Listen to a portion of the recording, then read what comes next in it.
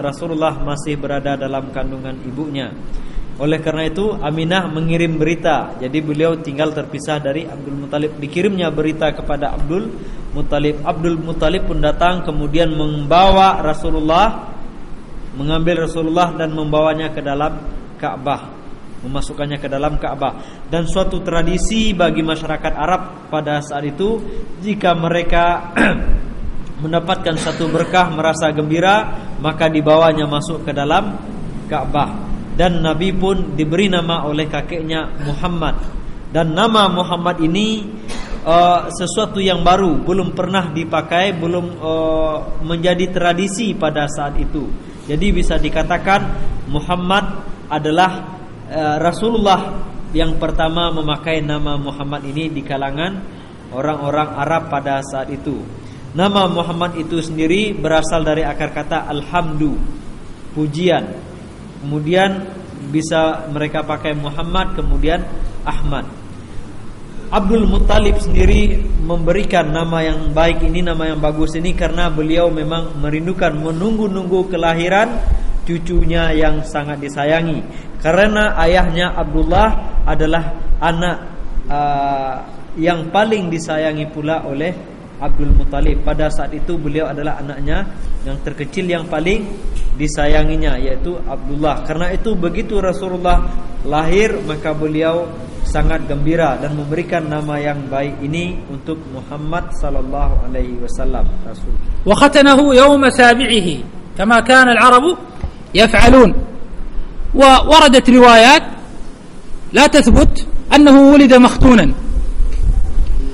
والصحيح أنه جده عبد المطلب ختنه يوم سابعه. Kemudian Abdul Muthalib mengkhitan, menyunatnya.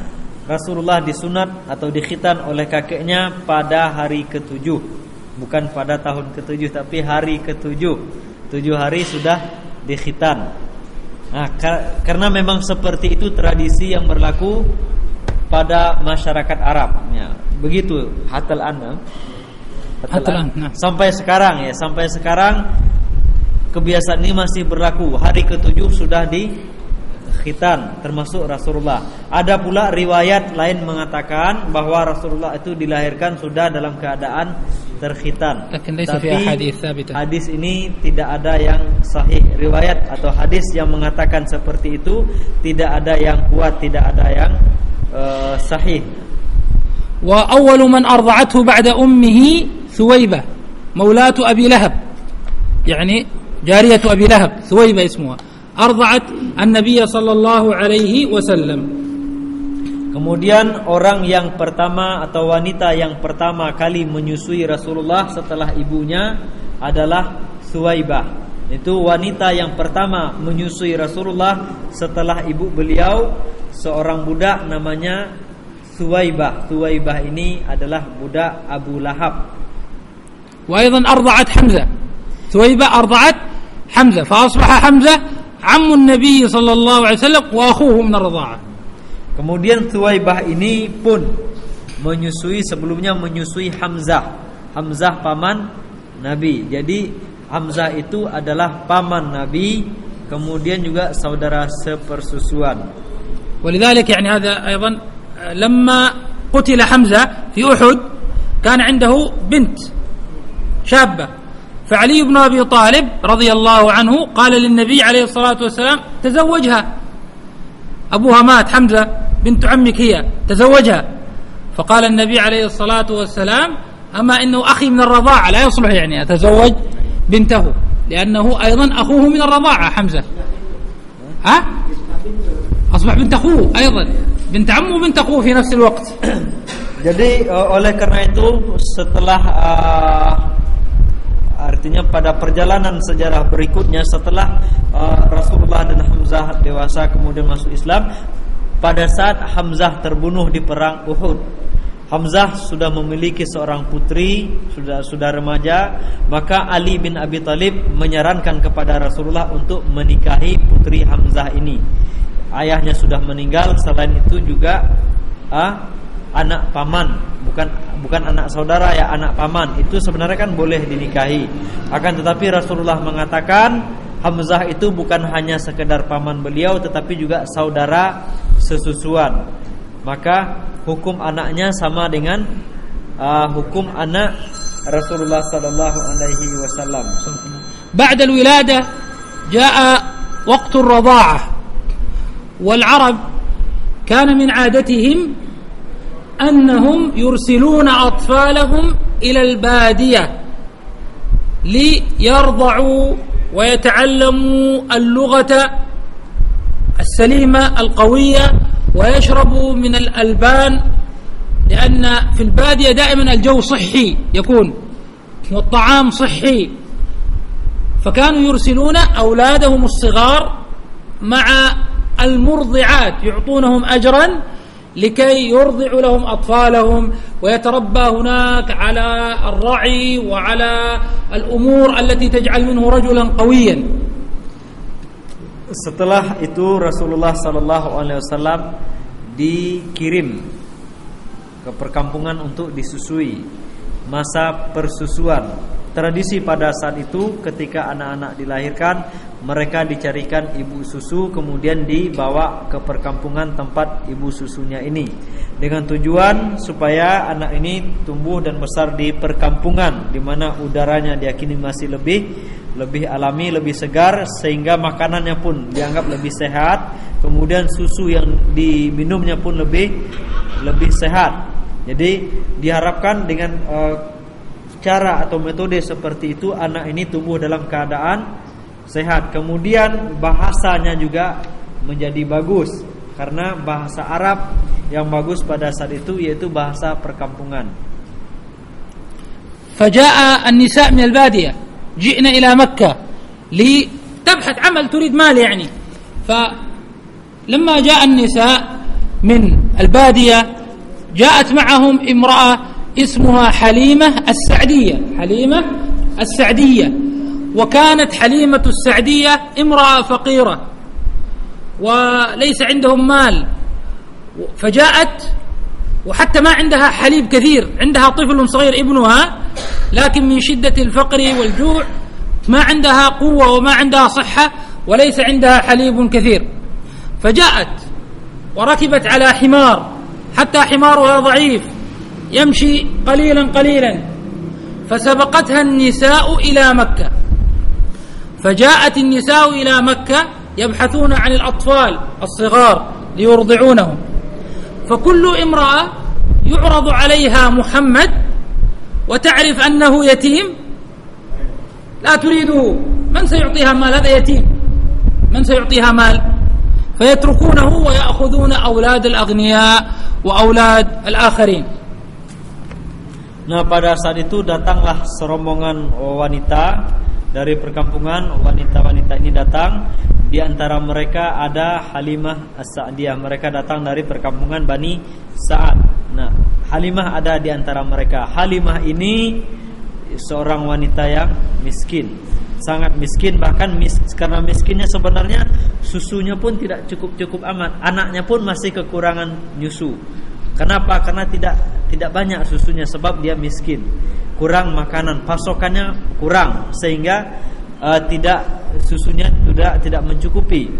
Kemudian dia naik menunggang seekor himar atau seekor keledai. Keledai itu pun lemah kondisinya karena kurang makan juga, sebab itu tadi faktor kondisi kemiskinan yang amat sangat, sehingga Halimah ini tertinggallah dari rombongan.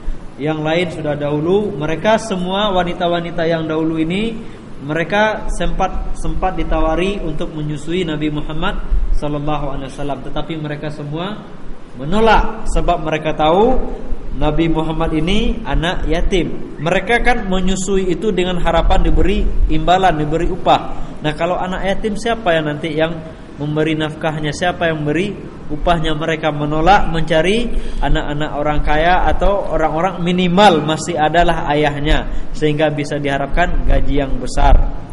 فإذن وصلت حليمة السعدية متأخرة لأن حمارها ضعيف يمشي قليلا ولم تجد أحدا من الأطفال إلا هذا اليتيم، فقالت أرجع بدون شيء آخذه لعل الله يجعل فيه بركة، وأخذته لأنها لم تجد غيره فلم ترد ترجع يعني فارغة اليدين بدون شيء، قالت لا بأس آخذ هذا اليتيم وعلى الله كما يقولون. Kemudian Halimah tadi karena kondisi tunggangannya yang lemah, dia pun sampai belakangan terlambat. Jadi wanita-wanita kawan-kawannya tadi sudah mendapatkan bayi-bayi yang hendak disusui, tinggal Halimah ini tak ada lagi. Habis sudah, tinggal Nabi Muhammad SAW, tinggal satu ini. Ya, apa katanya, apa boleh buat, terpaksalah diambil. Istilahnya terpaksa ya. Artinya tak ada pilihan lain daripada pulang dengan tangan hampa. Ya minimal ambillah, mudah-mudahan nanti adalah berkahnya, adalah rezekinya nanti anak ini. Jadi sebenarnya Halimah pun tak pingin, tak mau dia ngambil Rasul, tapi apa boleh dikata, daripada pulang dengan tangan hampa, bawalah ini, mudah-mudahan nanti dikasih Allah lah rezekinya. Anggapannya begitu saja pada awalnya. Falamma akhadhathu Halimah wa raja'at ila makaniha وضعته في حجرها تقول فلما وضعته في حجري انطلق الثدي بما شاء من اللبن. لما وضعته في حجرها فإذا ثديها يخرج اللبن بما شاء هذا الغلام الصغير، يشرب يشرب يشرب واللبن يتدفق من ثديها. Kemudian pun Halimah tadi mengambil Rasulullah dan ditaruhnya di pangkuannya. Kata beliau, begitu Rasulullah ada di pangkuannya, tiba-tiba dia merasa susunya penuh dengan air, atau penuh berisi, sehingga Rasulullah bisa minum sepuas-puasnya. Padahal tadi anaknya tak kenyang-kenyang, tak bisa menyusu. Ini anak orang bawanya, tiba-tiba susunya penuh. Kemudian anak yang baru diambilnya ini bisa menyusu dengan lahap. Nah itu pun setelah dia menyusu masih ada susunya. وشرب معه أخوه الصغير يعني ابن حليمة الأصلي، شرب أيضا حتى شبع ثم نام. تقول حليمة وما كنا ننام قبل ذلك، بسبب أن هذا الغلام لا يجد حليب، يبكي ابنها يبكي فلا يستطيع ينام في الليل جيدا. تقول هذه الليلة شرب محمد وشرب هذا الصغير ابنها وناما. تقول ونحن أيضا نمنا تلك الليلة جيدا. Nah oleh karena itu setelah Rasulullah menyusu dari Halimah, ternyata susunya belum habis, sehingga anak Halimah yang anak kandungnya, yaitu yang tadinya tidak pernah kenyang menyusu, pun bisa menyusu dengan kenyang, sehingga setelah merasa kenyang dia tidur. Padahal sebelumnya kata Halimah ini, kami tak bisa tidur. Mengapa anak ini menangis terus? Mengapa menangis? Ya lapar, tidak kenyang menyusu, menangis, ya resikonya mereka tak bisa tidur. Tetapi begitu mengambil Rasulullah, mengambil Muhammad ini, anak ini menyusu dengan lahap, kemudian anaknya pun menyusu dengan lahap pula, kenyang, semuanya bisa tidur.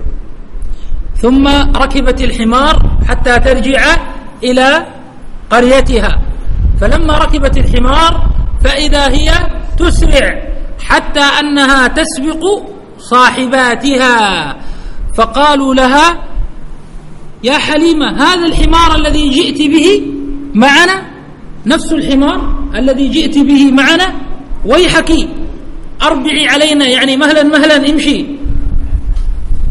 Kemudian setelah menyusui Rasulullah ini dan mengambil Rasulullah, membawa Rasulullah, Halimah pun pulang, menaiki tunggangannya kembali. Dan demikian pula ternyata keledainya yang ditunggangi tadi menjadi kuat, sehingga jalannya pun menjadi cepat. Halimah yang sudah ketinggalan tiba-tiba bisa memotong kawan-kawan yang lain, sehingga wanita-wanita itu pun kaget dan terkejut. Halimah, ini tungganganmu tadi, ini keledai yang tadi kamu tunggangi, katanya. Iya, katanya jangan cepat-cepat, tolong pelan-pelan sedikit, jangan terlalu kencang, jangan tinggalkan kami. فلما رجعت حليمة إلى بني سعد يعني إلى قريتها في بني سعد، كانت غنم حليمة وزوجها تذهب للرعي ترعى، ترجع في المساء وهي ممتلئة شبعانة. أما غنم الآخرين ترجع وهي ضعيفة، لأن أرضهم أصلا ليس فيها رعي، يعني صحراء.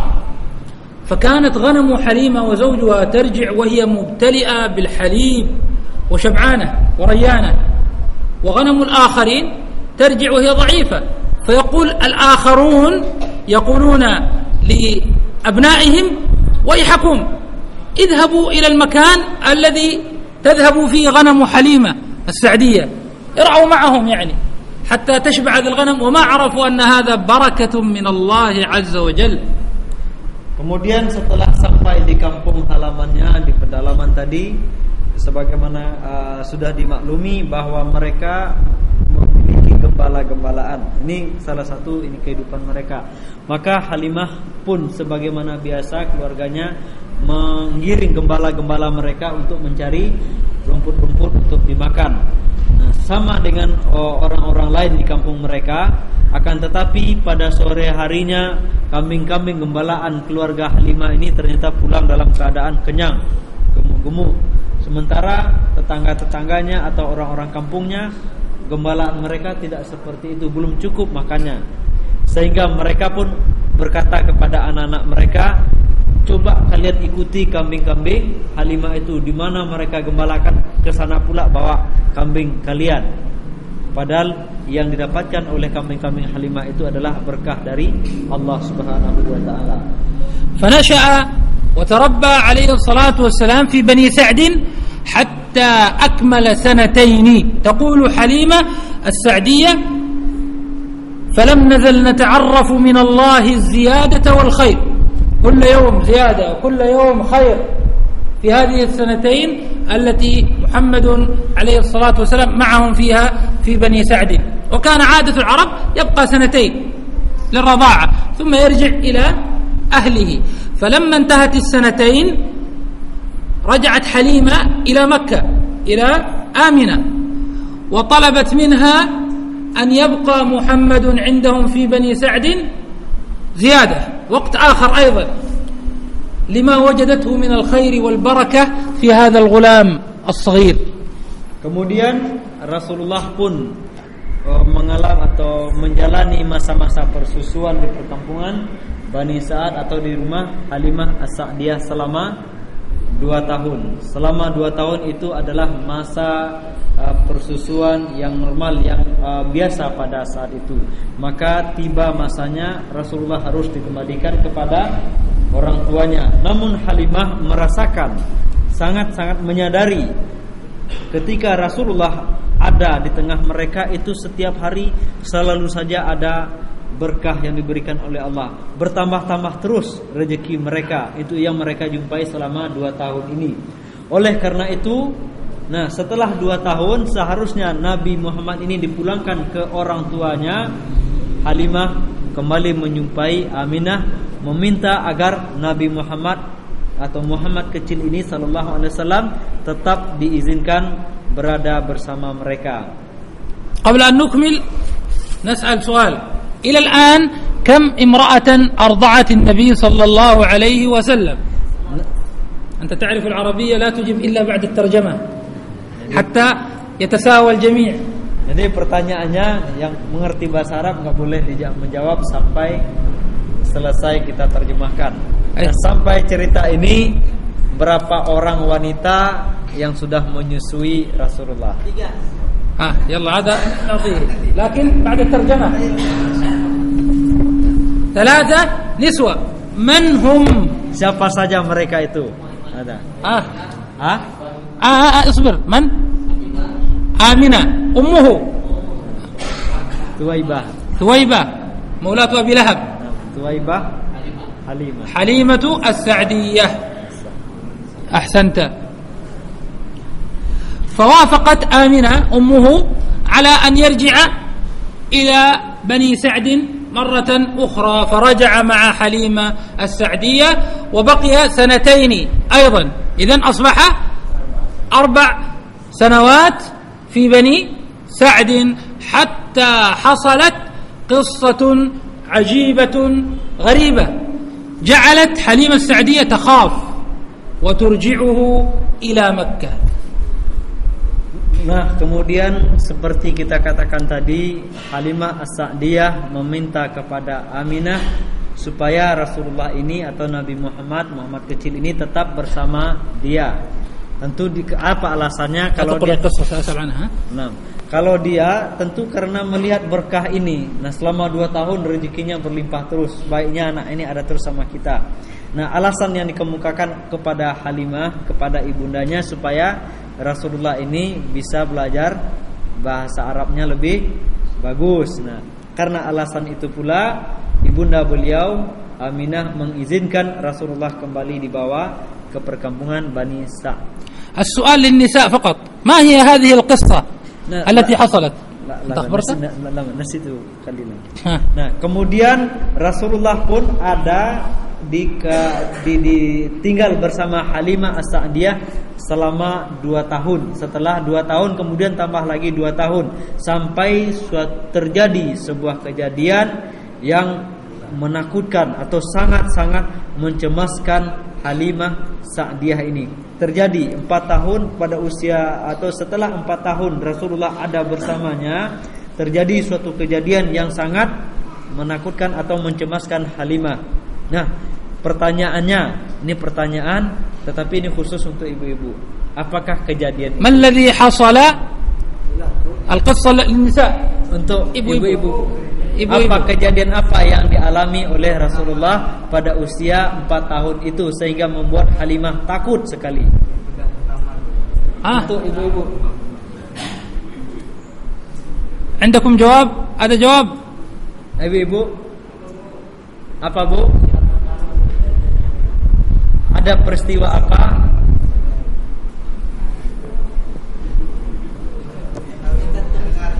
Hah? لا يوجد لا يسمع. Ini Bu, soal صعب عليهم. Peristiwanya apa kejadian yang terjadi pada diri Nabi Muhammad pada saat beliau usia 4 tahun sehingga Halimah As-Sa'diyah, Halimah tadi merasa sangat takut mendengar kejadian itu. Kejadian apakah itu?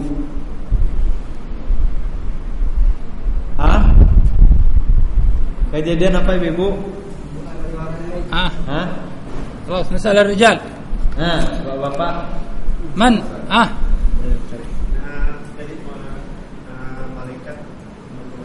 سقط الصدر. أيوة أحسنت تعطيه الإجابة.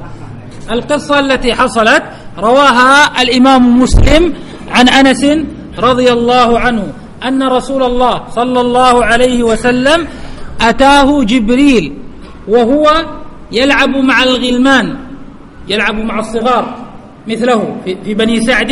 جاء جبريل فأخذ محمدا ووضعه في الأرض ثم شق صدره وأخرج قلبه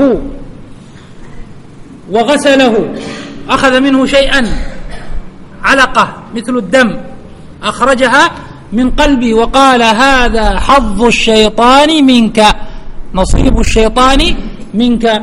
ثم غسله في طست من ذهب بماء زمزم ثم لأمه، يعني أرجع الجرح كما كان، يعني أغلق الفتحة أغلقها ثم أعاده إلى مكانه. وجاء الغلمان لما رأوا الصبيان الصغار لما رأوا هذا خافوا وهربوا وذهبوا إلى حليمة وقالوا لها قتل محمد. Kejadiannya ialah ketika Nabi Muhammad bermain bersama anak-anak yang lain termasuk muslimun ada muslim ada muslimin.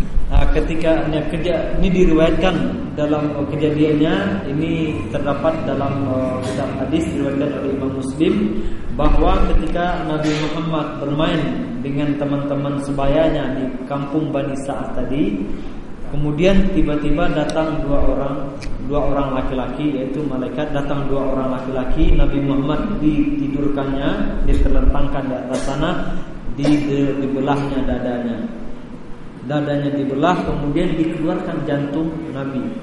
Jantungnya diambil, kemudian dicuci di bejana terbuat dari emas. Kemudian ada sesuatu yang diambil dari jantung itu, segumpal darah seperti darah, ada melingkar dia seperti darah. Kemudian orang tadi pun mengatakan inilah bagian setan yang ada pada dirimu. Diambil, dikeluarkan, dicampakkan, kemudian jantung tadi dicuci, setelah itu dimasukkan kembali dan ditutup. Nah, melihat kejadian ada yang membelah dada Nabi Muhammad, anak-anak yang bermain bersama Rasulullah tadi, mereka takut lari, mengadu kepada Halimatus Sa'diyah. Apa kata mereka? Muhammad dibunuh, Muhammad dibunuh. فرجع النبي عليه الصلاة والسلام إلى حليمة السعدية فأخذته مباشرة إلى أمه في مكة. خافت عليه، لا تدري ما هذا، ما المقصود، لماذا حصل له هذا، لا تعرف، لكنها خافت عليه وأرجعته إلى أمه. Kemudian meskipun ternyata Nabi Muhammad didapatkan oleh Halimah Sa'diyah masih hidup, tetapi dia sudah ketakutan, dia cemas jangan-jangan nanti terjadi apa-apa pada diri anak ini. Dia nggak mengerti ada apa ini sebenarnya, beliau pun tidak paham. Tapi yang penting anak-anak ini menyampaikan seperti yang mereka lihat. Dia yakin anak-anak ini tidak bohong. Nah, oleh karena itu takut nanti terjadi apa-apa, dipulangkanlah Nabi Muhammad kepada ibunya di Mekah. وهذا حظ الشيطان من الإنسان. كل إنسان له حظ للشيطان، لكن هذا الحظ يذهب بالاستغفار والتوبة واللجوء إلى الله عز وجل. ولذلك النفوس قسمت إلى ثلاثة. النفوس قسمت إلى ثلاثة أقسام. ما هي؟ Jadi yang dikeluarkan oleh setan, oleh malaikat tadi adalah bagian atau tempat bersemayamnya setan dalam tubuh manusia. Nah, itu setiap orang ada, termasuk juga Rasulullah tadi, itu kemudian dikeluarkan oleh malaikat. Nah, sementara pada diri kita atau diri manusia yang lainnya itu bisa kita tanggulangi atau bisa kita kalahkan dengan istighfar, dengan berzikir dan beribadah kepada Allah Subhanahu wa taala. Jadi setiap kita punya itu. Oleh karena itu nafsu atau nafsu manusia ini bisa dikategorikan menjadi 3. Nah, apa saja itu? أول شيء واحد فقط. Satu saja. النفس اللوامة. النفس اللوامة. أحسنت. الثانية الأمارة بالسوء. أحسنتم ما شاء الله. Jadi yang pertama tadi namanya nafsul lawamah, tercela. Kemudian yang kedua nafsu ammaratun bisu, selalu memerintahkan, mengajak kepada yang jelek. Kemudian ada nafsul mutmainnah, yang sudah tenang, yang sudah dijinakkan.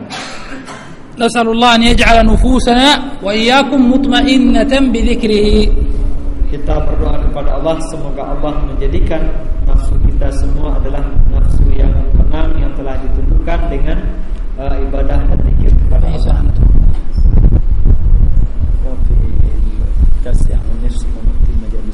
طيب ثم بعد أن عاش النبي صلى الله عليه وسلم مع أمه أيضا 2 أصبح عمره كم؟ 4 سنوات عند حليمة السعدية، ثم 2 عند أمه. فلما بلغ عمره 6 سنوات أرادت أمه أن تزور قبر زوجها عبد الله. وقبر زوجها عبد الله أين؟ في المدينة، قريبا من المدينة توفي عبد الله.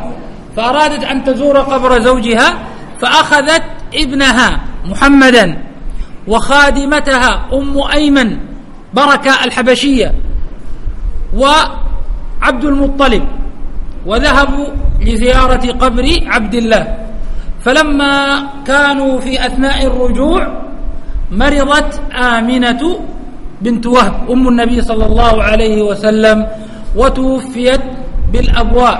فأصبح النبي عليه الصلاة والسلام يتيم الأبوين، لا أب له ولا أم بعد 6 سنوات. فأصبح في كفالة ورعاية جده عبد المطلب.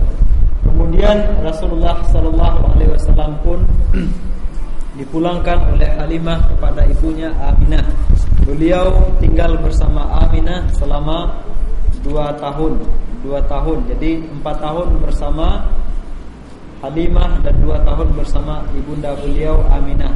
Jadi usia beliau sekarang 6 tahun. Pada usia 6 tahun ini Aminah membawa